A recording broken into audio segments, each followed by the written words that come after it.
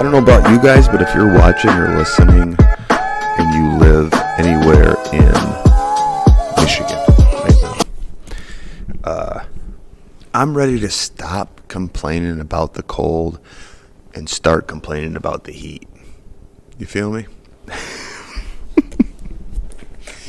It's funny because, we've been, if you're not like a winter sports person, like you don't ski or you don't snowshoe or snowmobile or any of that shit, we got spoiled the last few years. We haven't really been getting as much snow as we've received this year, and it's funny because there's people out there that I talk to daily that are like, over the last couple of years have been like, man, we really need snow. We need a lot. We need way more than what we're getting because, it affects the local economy. And, we need people coming here to ski. We need people coming here to snowmobile or snowshoe or cross-country ski or whatever. It's not like it was years ago. When we were growing up, we'd have all kinds of snow. The kids need snow. And now that we have a fucking shitload of snow, and by the way, it's been super cold, these same people are like, oh, what the fuck? I got a shovel every day. The plow is throwing snow in my driveway. It's cold. It's icy. I can't handle this shit. Anyways, I just find that a little ironic. I don't mind it. If I'm being totally transparent, it's a bit of a pain in the ass to have to fucking shovel every day, if not twice a day. But, I got a strong back. If the hardest thing I have to do is shovel or snow blow my driveway, got it pretty easy. The last podcast I touched on a little bit how we're watching the Men Who Built America series. It's a little bit of an older series, but we're rewatching it because I like history and I like learning about, the builders of this country. Kids today have no idea the struggle. No idea the struggle. None.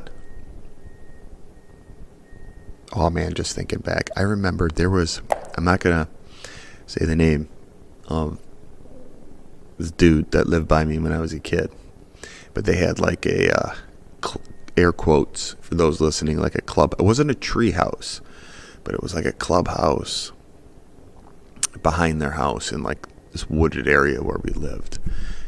First of all, where I lived was very close to an area that you could quickly go out of like suburban life into the woods, and it was close to an area where, the cool kids from high school would party.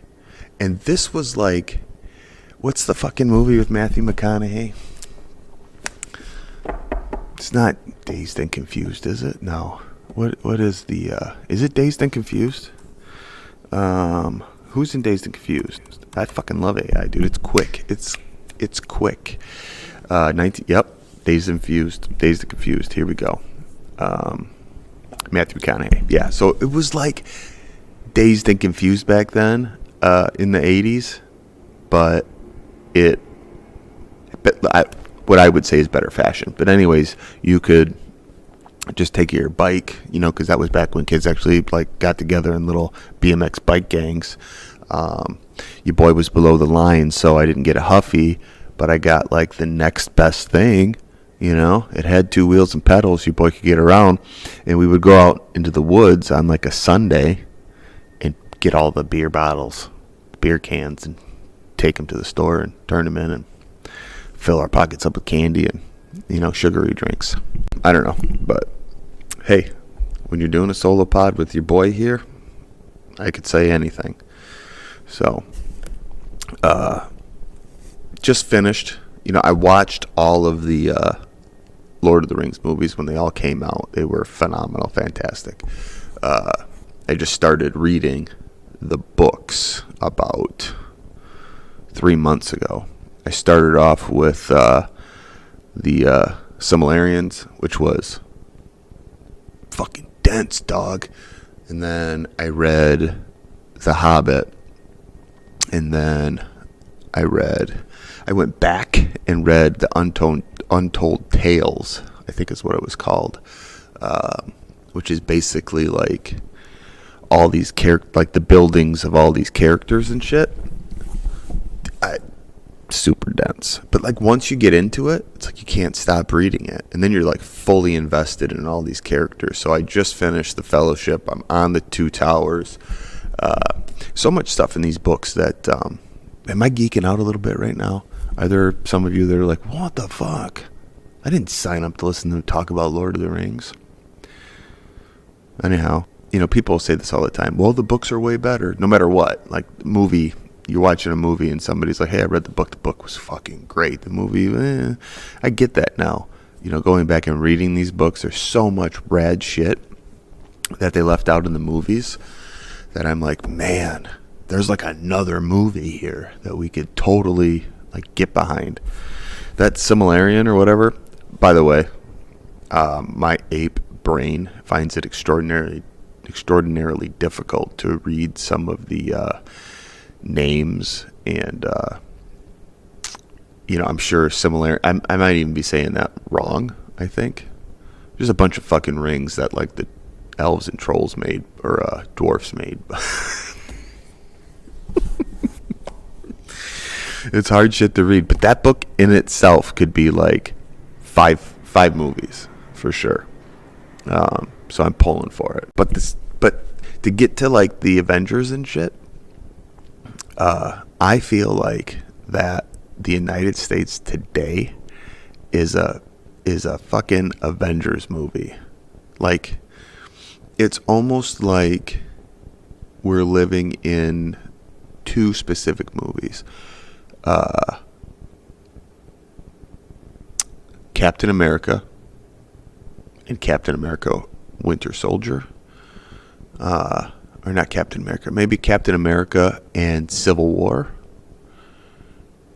I don't know. I've been like rewatching them like a dummy, because I'm just kind of just picking which one I want to watch instead of going in like order.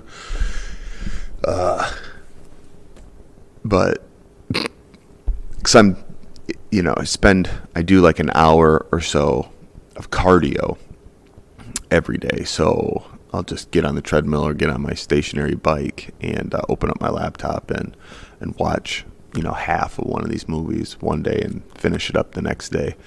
And it is crazy to me how I feel like we are in an Avengers movie without the Avengers. Does that make sense? Like, I feel like there is a Hydra committee, subcommittee to SHIELD. And SHIELD is a subcommittee of like our actual government. Some of the crazy shit that's like super secret, which, by the way, I don't want to fucking know. Like, keep it secret, dog. Protect the homeland. Just don't be Hydra. Don't be Hydra. I feel like, where's my pen? I feel like that, first of all, I do think that we are in some kind of multiverse. I'm going to check that off my list, multiverse, because I wanted to bring that up today. I think that when you go into your sleep at night, when your body can fucking, sleep is a wild topic that nobody talks about. One of my buddies posted on his Instagram story yesterday, shout out to Mark, that who the fuck, Ed McMahon never worked for Publishers Clearinghouse. And it's like the ultimate psyop, this Mandela effect shit. I gotta look into that. I gotta look into it. But you know what? Pull up an AI machine here and ask it this very question. How the fuck can everybody on the planet think that Ed McMahon worked for Publishers Clearinghouse and he didn't? I know why. Because in the multiverse, somewhere, he's passing out fucking balloons and checks. You know what I mean? We're going to go into the AI world here. And did Ed McMahon, I'm sure I spelled that wrong, work for Publishers? Publish, spell it right. Jesus. I can't even see. Oh, I got sunglasses on. You know why? Because my future's so bright. Clearinghouse.